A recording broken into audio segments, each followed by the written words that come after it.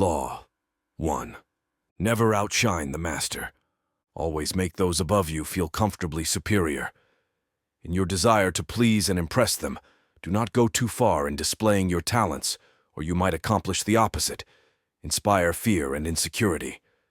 Make your masters appear more brilliant than they are, and you will attain the heights of power.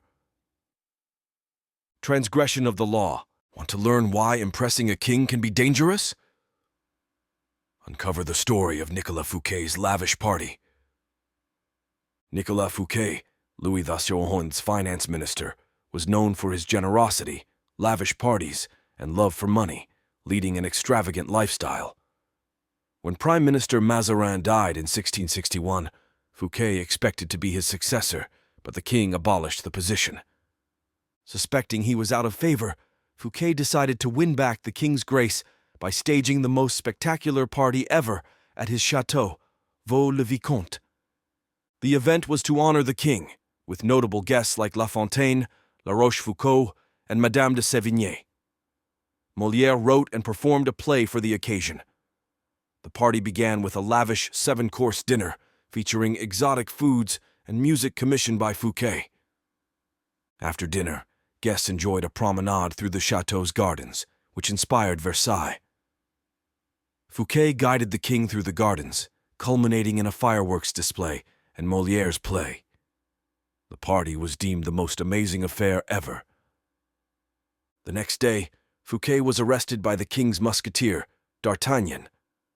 3 months later, he was tried for stealing from the treasury.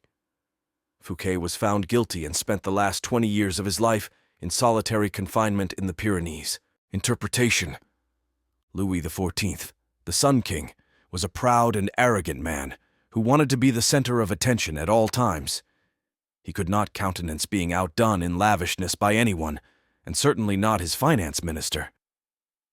To succeed Fouquet, Louis chose Jean-Baptiste Colbert, a man famous for his parsimony and for giving the dullest parties in Paris. Colbert made sure that any money liberated from the treasury went straight into Louis's hands. With the money, Louis built a palace even more magnificent than Fouquet's, the glorious Palace of Versailles. He used the same architects, decorators, and garden designer. And at Versailles, Louis hosted parties even more extravagant than the one that cost Fouquet his freedom. Let us examine the situation. The evening of the party, as Fouquet presented spectacle on spectacle to Louis, each more magnificent than the one before, he imagined the affair as demonstrating his loyalty and devotion to the king. Not only did he think the party would put him back in the king's favor, he thought it would show his good taste, his connections, and his popularity, making him indispensable to the king and demonstrating that he would make an excellent prime minister. Instead, however, each new spectacle, each appreciative smile bestowed by the guests on Fouquet, made it seem to Louis that his own friends and subjects were more charmed by the finance minister than by the king himself, and that Fouquet was actually flaunting his wealth and power. By the time it had ended, he was at the bottom. Want to know how a simple shift in strategy transformed Galileo's life forever? Uncover the story behind his game-changing discovery. In the early 1600s, Italian astronomer Galileo relied on the generosity of rulers to support his research, often gifting his inventions to patrons. For example, he presented a military compass to the Duke of Gonzaga and dedicated a book on its use to the Medicis, gaining their gratitude and more students. However, patrons usually paid him with gifts, not cash, leading to insecurity and dependence. Galileo discovered the moons of Jupiter and adopted a new strategy. Instead of dividing the discovery among his patrons, he focused on the Medicis. Cosimo II had made Jupiter the Medici symbol, representing power linked to ancient Rome. Galileo turned his discovery into a cosmic event honoring the Medicis.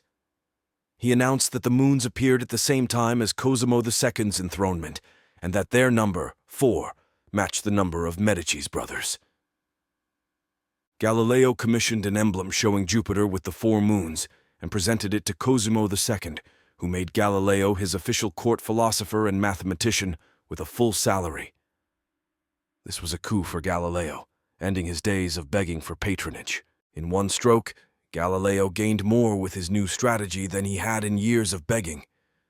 The reason is simple. All masters want to appear more brilliant than other people.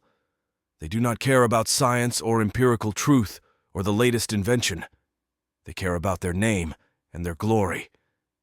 Galileo gave the Medicis infinitely more glory by linking their name with cosmic forces than he had by making them the patrons of some new scientific gadget or discovery. Scientists are not spared the vagaries of court life and patronage. They too must serve masters who hold the purse strings, and their great intellectual powers can make the master feel insecure, as if he were only there to supply the funds. An ugly, ignoble job. The producer of a great work wants to feel he is more than just the provider of the financing. He wants to appear creative and powerful, and also more important than the work produced in his name. Instead of insecurity, you must give him glory. Galileo did not challenge the intellectual authority of the Medicis with his discovery, or make them feel inferior in any way. By literally aligning them with the stars, he made them shine brilliantly among the courts of Italy. He did not outshine the master. He made the master outshine all others. Keys to power. Everyone has insecurities. When you show yourself in the world and display your talents, you naturally stir up all kinds of resentment, envy, and other manifestations of insecurity. This is to be expected. You cannot spend your life worrying about the petty feelings of others. With those above you, however, you must take a different approach. When it comes to power, outshining the master is perhaps the worst mistake of all. Do not fool yourself into thinking that life has changed much since the days of Louis XIV and the Medicis. Those who attain high standing in life are like kings and queens. They want to feel secure in their positions and superior to those around them in intelligence, wit, and charm. It is a deadly but common misperception to believe that by displaying and vaunting your gifts and talents, you are winning the master's affection.